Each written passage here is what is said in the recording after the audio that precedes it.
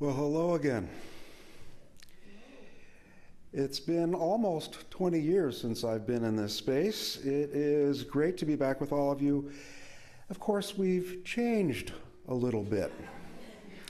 I found my 2003 church directory this last week, and last night I summoned the courage to share it with my wife, Anne, and she said, "I didn't know how you had so much hair back then."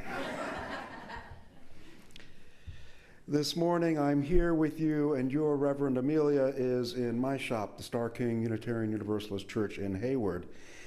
And if memory serves, and if is probably the operative word, when I was with you before, sometimes we would have pulpit and choir exchanges with our church in Stanislaus County, Modesto. And I think that the last time we did so was also a church potluck day, and we didn't really realize that the choir brings a lot of food to the potluck. But Claire Nelson and Chili Barlow did. They looked at each other on Sunday morning and said, "We need to make a grocery store run." And they did, so that our friends from Modesto wouldn't go hungry, and they felt that they were treated respectfully. I don't think I ever thanked Claire and Chili enough for that. I should have seen it coming, and I didn't. This congregation was the first church I served. I was this congregation's second minister, following the Reverend Dr. Elizabeth Sully Jones. In the spring of my first year with you, you ordained me into the Unitarian Universalist minister. That was 28 years ago next month. 28 years. I'm having a bit of a problem wrapping my head around that. But these gray hairs didn't just appear overnight, and I'm sure I earned one or two of them. At first, when your Reverend Amelia asked about us having this pulpit exchange, I have to admit I wasn't so sure about it. I was younger when I served you. I made some decisions I came to regret. But you always, always treated me well, and I loved you for it, even if I didn't let you know that then. I loved you, still do. You were more than patient with me when I was low, following the end of my first marriage. And we did some fabulous things together, expanding the campus, opening our newly renovated sanctuary to a homeless shelter that needed to redo itself. They were up to code and needed to be up to code. So we christened this floor by housing families overnight for a couple of weeks straight. And I remember how, and we also sponsored a youth trip to help rebuild New Orleans after Hurricanes Katrina and Rita. I remember going to catch the plane at SFO midway through the Easter service that year. You let your minister run away to the airport. And I don't remember exactly how, but it came to me to greet you on Sunday mornings with the phrase, "Welcome to another day in paradise." Does that ring any bell, or am I completely making it up? All right, maybe one person remembers. That's enough. That's enough. I now serve our congregation in Hayward, just 20 miles down the road. And just for the lark of it, I tried that phrase out on them. Welcome to another day in paradise. And, they chuckled a bit, and it just didn't seem like something I could utter on a regular basis at this time in our nation's history. Paradise is stretching things a bit. Maybe someday. Maybe someday. So I've been thinking about, looking forward to this time with you. I've been reminiscing even more than usual, thinking back about how parish ministry has helped shape me and what the role of communities of faith play in our lives and the larger world. So today I want to talk about some of the things I've learned in ministry. The congregations I have helped serve, things they've taught me, and talk about why we come together in faith communities anyhow. I mentioned what I've learned in parish ministry. Learned probably isn't the best word. Maybe it's more accurate to say that ministry has brought me experiences that have expanded my understanding of what it means to be human. But there's one thing I need to get off my chest first, and it's something I can only say to you. Did you know that my beloved successor, your Reverend Lucas Herbert, has been following me? He's a stalker. After what, 12 years with you, he goes to a new congregation in the suburbs of Chicago. Specifically, he now serves the North Shore Unitarian Church in Deerfield, Illinois. The congregation my family joined in 1978, when I was 14. There's a memorial plaque for my father outside the choir room, and their little meditation garden is named in honor of my mother. You can look it up. I took my wife, Ann. Ann, would you wave? That's my new wife. We've been together 16 years in 3 weeks' time. Not just a little bit proud. I took my wife, Ann, to see the place and Mom's little memorial garden, and it turns out that Lucas was there, and I met his husband, Evan. It was a brief but just a lovely touchstone. Now, in all seriousness, that congregation in Deerfield, Illinois, can be a bit of a handful. I hope and expect that they're treating him well. The Reverend Dr. Lucas deserves all the good in the world. All right, now, back on topic. What about life in religious community and what it can teach us? Now, one of the pillars among the generation of Unitarian Universalist ministers preceding my own is the now late Reverend Josiah Bartlett. He introduced and championed interim ministry in our faith tradition and had such a great name that Aaron Sorkin used it in the TV show The West Wing for President Josiah Jed Bartlett. Remember that show, any of you? Named after our minister. In an open letter Reverend Bartlett wrote shortly before he died, he talked about ministry being the best seat in the house of life. So far, at least, this has proven true to me. I've married couples so beautifully in love that it hurt to stand next to them. And then one day, a phone call from one of my worship associates. He had gotten home from work and found his husband had hung himself in their home. And then, a few weeks later, the memorial service to honor the young man. A celebration of life I will never forget. It began with a radiant drag queen and ended with shots of Irish whiskey from the pulpit. Never thought I would do that in ministry, but it was the right thing to do at the time. It was a grand celebration of a life cut far too short.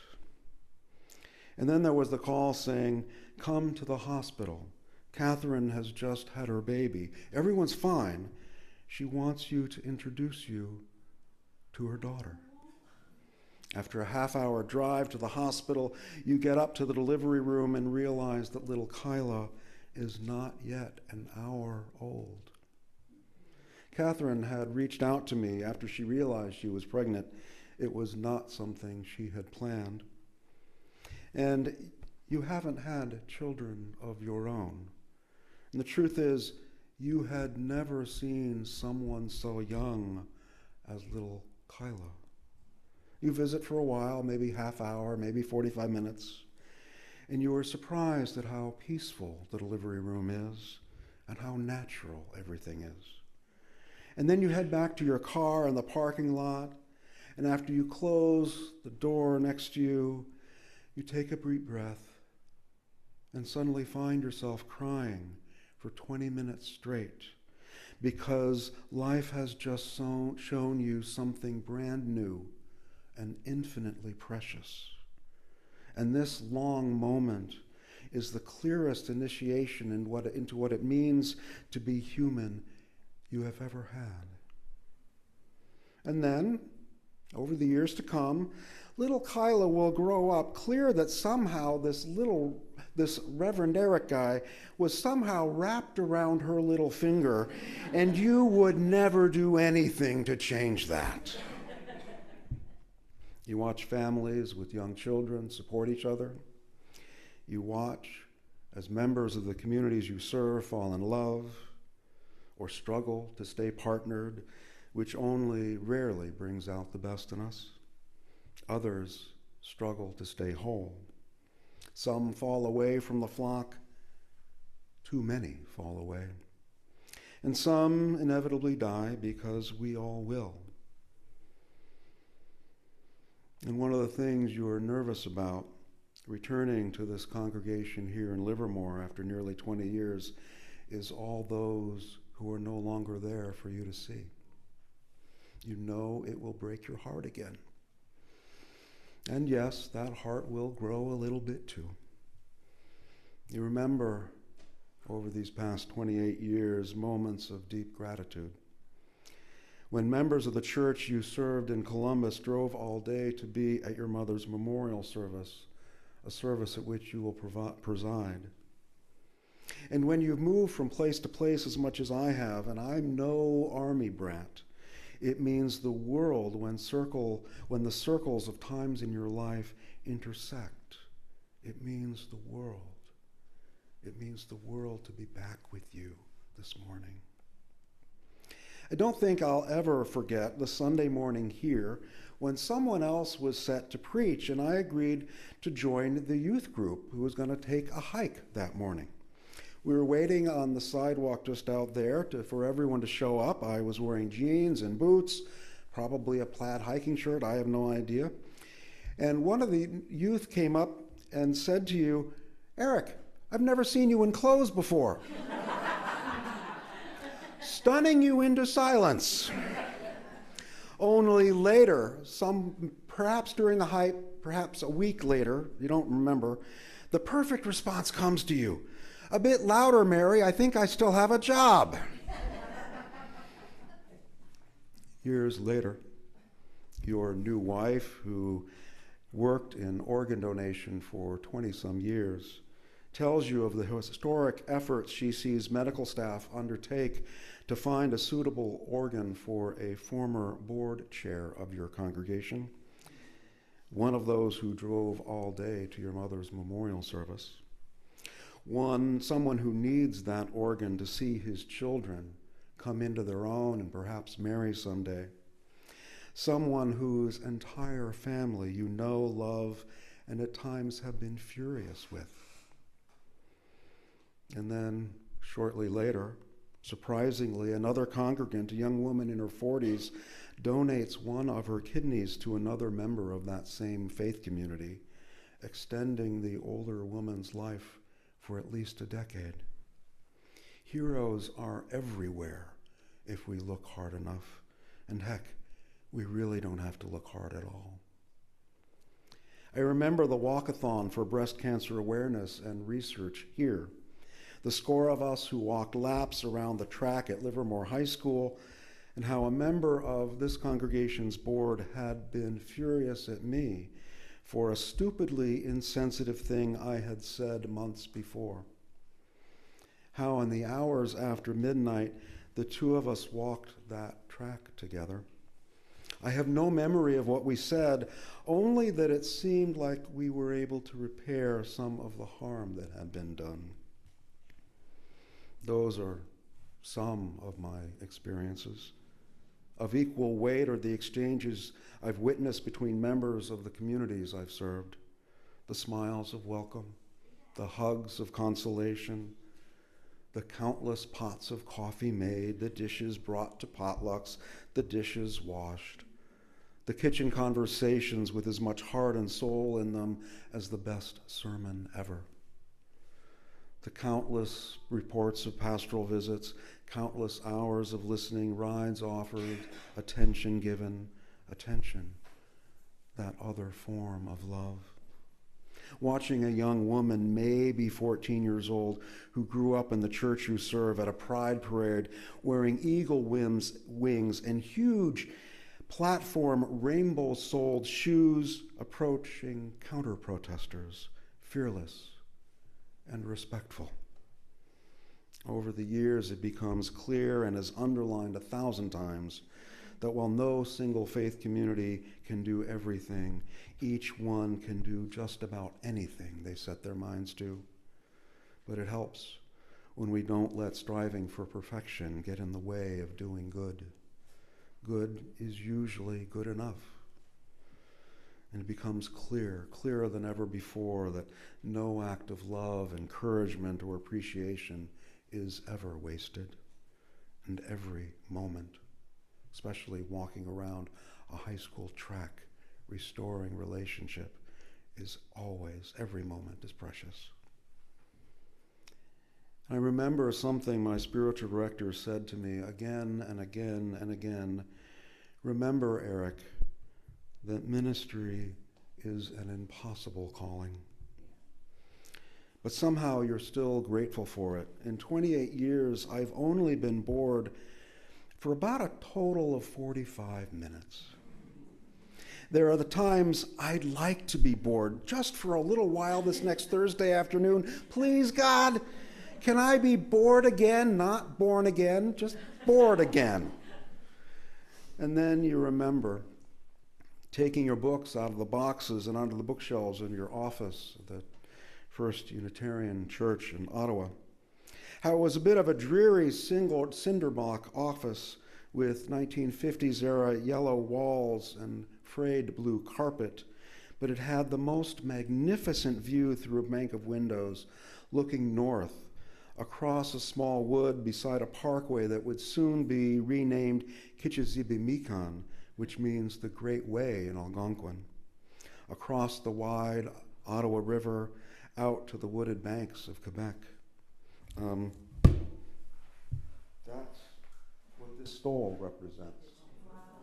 Now I'm wearing this stole instead of the stole that Habira made for me and presented at my ordination, just because that one got a little frayed and needed to be retired. So Habira, again, thank you.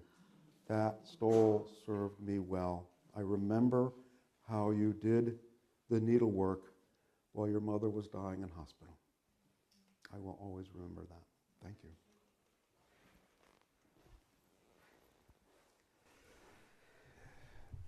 And I remembered looking out the window of my new office, a film I saw here via Netflix.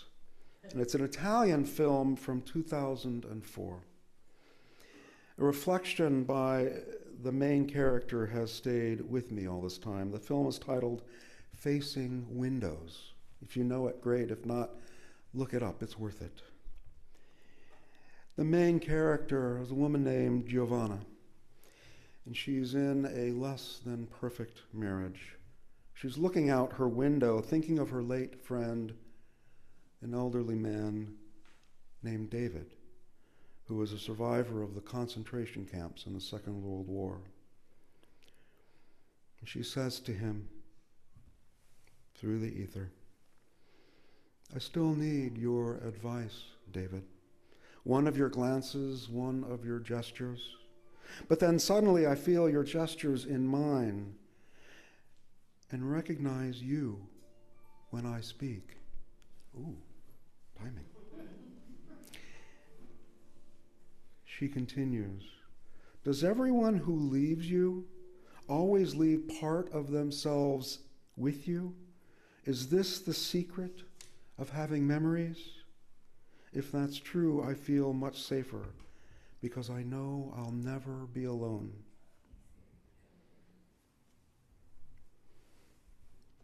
Being here back here reminds me of that movie. I'm not sure what gestures of you I have been gracing other people I have served, but I'm sure they are there.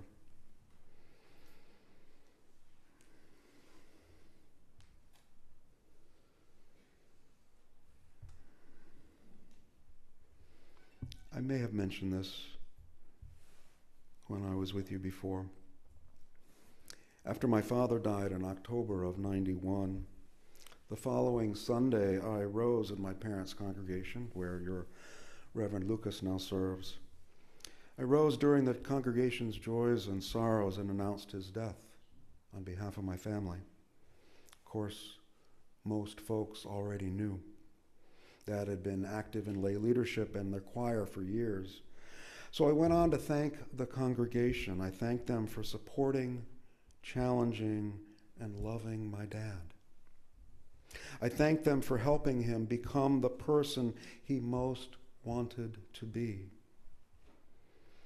And that had the effect of making him a better father for my brother and myself. And that, in turn, helped make me a better me. Later, when someone there decided that Dad deserved a memorial plaque, they returned the favor, and on that little plaque is written, "In gratitude to Donald M. Meter for his support, challenge, and love," or something to that effect. As far as I know, it's still there, bolted to the brick wall, just outside their choir room, just a hair off level. We shape each other, most often for the better. Never doubt that. Please, never doubt that. You have helped shape me into the person and minister I have most longed to be. I carry you with me. I didn't look it up because I didn't want to, but know that when I was in Ottawa, I titled a sermon, "Dear Jane," for Jane Staley, talking about what I learned from her and offering that as a reflection back to that congregation. And Eric, if I can pick up a line that you shared from the Velveteen Rabbit. Thank you, dear friends, for loving me into something real. Thank you. Thank you all.